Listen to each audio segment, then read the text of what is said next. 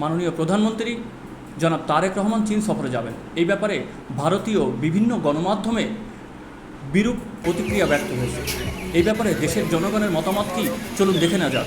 যাবেন আমাদের যিনি মাননীয় প্রধানমন্ত্রী, তিনি চীন সফরে যাবেন।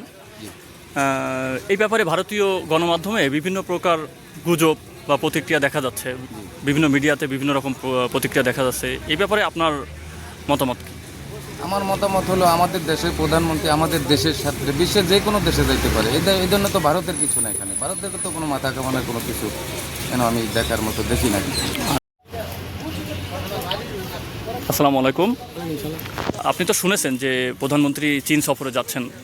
হ্যাঁ, তো এই ব্যাপারে ভারতীয় বিভিন্ন গণমাধ্যমে বিভিন্ন রকম বিরূপ প্রতিক্রিয়া তৈরি হচ্ছে। হ্যাঁ, বিভিন্ন গুজব তৈরি করতেছেন। তো এই ব্যাপারে আসলে আপনার মতামত কি? মতামত আমাদের দেশের স্বার্থে আমাদের প্রধানমন্ত্রী যে কোনো জায়গায় যেতে পারে, যে কোনো জায়গায় আমাদের জনগণের সেবার জন্য, আমাদের সুযোগ করার জন্য, আমাদের ভালো চলার জন্য সে যে কোনো জায়গায় যেতে পারে।